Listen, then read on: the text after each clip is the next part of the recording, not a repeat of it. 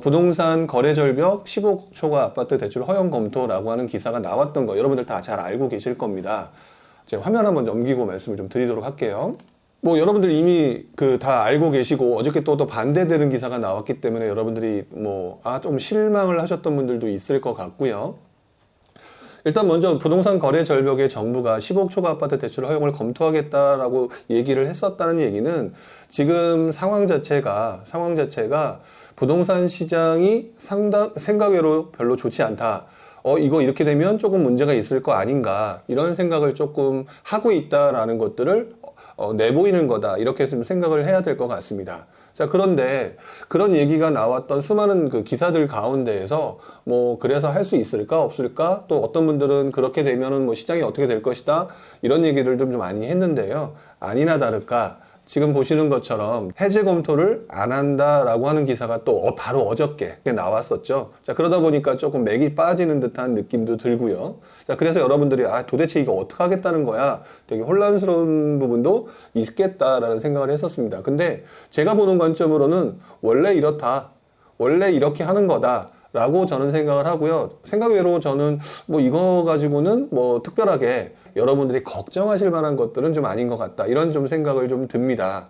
자, 일단 제가 지금 이렇게 말씀을 드리고 있는데 궁금한 내용이 있으시면 여러분들 지금 채팅창에다가 올려주셨으면 좋겠습니다. 자, 그래서 제가 이 부분을 좀 어떻게 보고 있느냐, 아마 유튜브를 하는 사람들 입장에서는 그런 생각을 많이 할 거예요. 15억 초과 대출 허용 이런 기사가 나왔으면 그거에 대해서 바로바로 얘기가 유튜브에다 올려야지 여러분들이 관심을 갖잖아요. 근데 제가 그 내용에 대해서 올리지 않았었습니다. 왜 올리지 않았냐면 보나마나 15억 원 초과에 관련돼서 사람들이 이슈가 되거나 그렇게 됐을 때 어느 정도 분위기를 보고 난 다음에 그거 검토는 아직 시기상조 또는 안 해, 이런 기사가 나올 거라고 봤기 때문이고요. 마침 또 어저께 이 기사가 나왔기 때문에 이 부분에 대한 얘기를 조금 한 번 더 얘기를 하는 게 맞지 않을까라는 생각을 좀 하게 된 것이죠.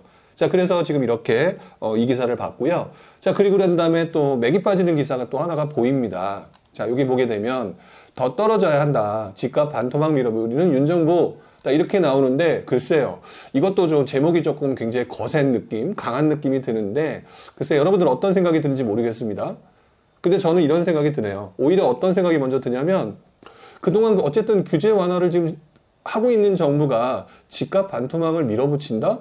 그건 조금 아닌 것 같은데. 자, 그래서 기사를 좀 한번 보려고 하는데요. 자, 보게 되면은 추경호 장관 같은 경우는 10%를 떨어뜨려야 된다라는 얘기를 하고 있고요.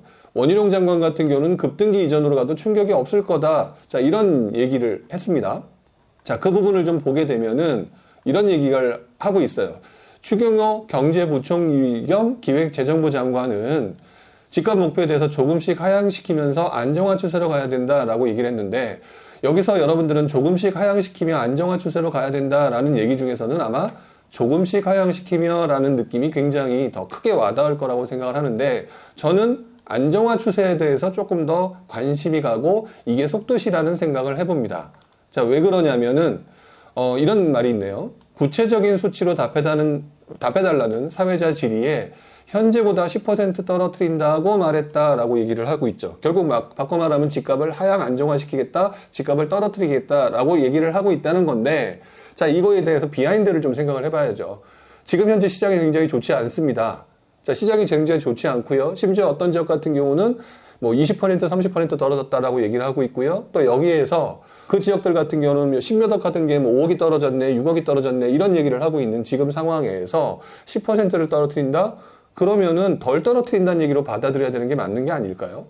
지금 30%, 40% 떨어지는 곳들이 분명히 존재하고 있는데, 전반적으로 말했을 때는 10%를 떨어뜨린다라고 하는 부분은 그동안 올라갔던 수많은 가격들, 상승했던 그 가격들 대비 10%라고 하는 거는 사실상 조정의 의미이지 하락의 의미가 아니라고 받아들이는 게 맞다라는 거죠. 근데 이제 그 부분에 대해서 일반적으로 많은 분들이 생각하실 때는 이거 큰일 났다, 부동산을 떨어뜨리겠다고 정부가 작정을 했구나 라고 생각을 하실 수 있겠지만, 정부의 그동안 말의 뉘앙스와 스탠스로 봤을 때는 이건 떨어뜨린다는 얘기가 아니에요.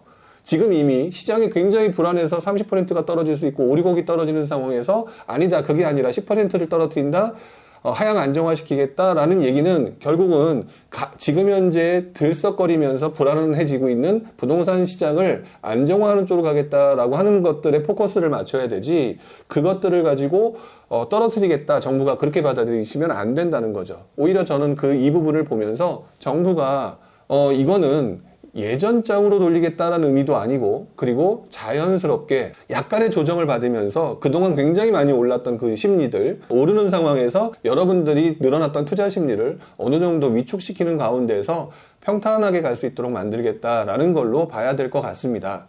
자, 그리고 원희룡 장관이 했던 말이 있죠. 자, 여기 보게 되면 이런 말이 나오는 것 같아요. 지난 3, 4년간의 급등기 이전부터 집을 갖고 있던 분들이 대부분이기 때문에 급 상승기 이전의 안정 상태로 간다고 해도 금융 충격까지는 오지 않을 것이다 라고 내다봤다라고 하는 얘기는 아까 말씀드렸던 거와 조금 일맥상통한 부분이 있죠. 다시 말해서 상승이 굉장히 컸기 때문에 약간의 조정이 온다 하더라도 이미 그 이전에 샀던 사람들 같은 경우는 크게 문제가 되지 않을 것이다. 그래서 약간의 조정 정도까지는 괜찮다라고 얘기를 하는데, 여기서 이제 문제가 되는 사람들은 연끌을 했던 사람들, 그 다음에 금리 인상에 따른 굉장히 개인적인 부담이 높은 사람들이 문제가 되는 상황이 발생되지, 나머지 사람들은 크게 문제가 되지 않을 것이다 라고 이미 원희룡 장관이 내다보고 있다는 얘기가 되겠죠. 자, 그래서 저는 일단은 이런 생각이 듭니다. 첫 번째, 올 하반기에는 분명히 규제 완화책이 나올 수밖에 없다.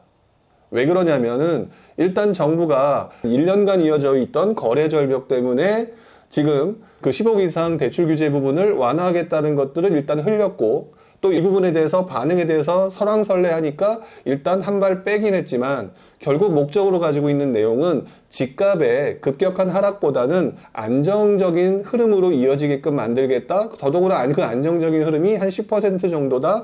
그럼 15억짜리가 5억 떨어져서 10억이 되는 게 아니라 15억짜리가 예를 들면 한 14억 정도. 그러면 아마 여러분들의 상당수는 그렇게 떨어졌다는 느낌보다는 앞으로 조금 조정받다가 오를 수 있지 않을까? 이런 느낌으로 하면서 살 사람은 사고 겁나는 사람은 못 사고, 자, 그래서 과도하게 늘어나는 심리를 위축시키면서 어느 정도 정상적으로 돌아가는 시장으로 만들고 싶다. 이게 정부의 입장이라고 봐야 된다는 것이죠. 자, 그래서 여러분들은 이번에 나왔던 거래 절벽, 15억 이상의 대출 규제 완화, 또 이랬다 저랬다는 이 내용만 가지고 보실 게 아니라 여기서 숨어 있는 비하인드 이 얘기를 봤었을 때는 정부는 하반기에 거래 절벽이 계속된다면 그게 10억 이상 대출 규제 완화이든 다른 것이든 어쨌든 시장이 안정적으로 흘러가기 위해서는 규제 완화를 할 것이다. 거래 절벽이 되면은 상당히 분위기가 안 좋죠. 그렇기 때문에 그렇게 이어져 나갈 거다라고 여러분들은 보시면 될 것 같아요. 자, 이 부분에 대해서는 여러분들이 꼭 기억을 해주셨으면 좋겠다. 자, 그리고 지금 현재 정부는 겉으로 던지는 수사억 원은 10% 하향 조정이지만 사실상 뒤에 있는 말의 뉘앙스로 봤을 때는 가격이 떨어지는 것은 원하지 않는다라고 하는 것들이 제가 볼 때는 정부의 스탠스다. 이렇게 보는 게 여러분들이 좀 더 정확히 보는 것이 아닌가라는 생각을 합니다. 자, 조님이가 제이호님께서 정부가 너무 간을 본다고 할까라고 얘기를 하셨는데, 맞죠? 정부는 원래 간을 보는 곳입니다. 왜냐하면 급격히 오르기도 싫고 급격히 또 떨어지도 싫으니까 그 과정에서 여러분들이 걱정하는 15억 대출 규제 완화를 했었을 때 여러분들이 혹시 무엇을 살까? 무엇을 사게 됐을 때 여러분들의 주변 사람들의 심리는 또 어떻게 될까? 이런 것들을 보면서 일단 간을 보기 위해서 던진 거겠죠. 그래서 그런 내용을 가지고 기자들이 그 내용을 들었을 것이고 기자들이 그 내용을 갖다가 올렸을 것이고, 자, 그러면서 시장 분위기가 어떻게 되고 유튜브에서 어쩌고 저쩌고 떠드는 얘기를 보면서 아, 요거는 조금 문제가 될 수 있구나, 이거는 조금 주머니에 넣었다가 뒤에 나중에 좀 해야겠다. 자, 이런 부분들이 아마 진행될 거다. 제가 볼 때는 그 대표적인 것 중에 하나가 취득세 완화 부분일 겁니다. 취득세 완화 부분은 원래 시장 전체로 보게 되면은요, 시장이 굉장히 안 좋았을 때 제일 마지막에 던지는 규제 완화책이 취득세 완화이거든요. 그렇기 때문에 함부로 던질 수 없는 대책이고요. 대출 규제 완화인데 15억 이상 대출도 역시 마찬가지겠죠. 그런 부분에 대해서도 되게 많은 고민이 있을 거다. 그렇기 때문에 일단 올 하반기에 규제 완화는 분명히 진행될 수밖에 없을 것 같다. 왜? 거래 절벽 때문에. 단 여러분들이 가장 원하시는 것은 정부 입장에서 보았을 때 굉장히 큰 문제가 될 수 있을 만한 것들이기 때문에 그것들을 던지면서 여러분들의 분위기를 간을 보는 그런 식으로 생각하는 게 맞는 것 같다. 자, 이렇게 보시는 게 맞는 것 같습니다.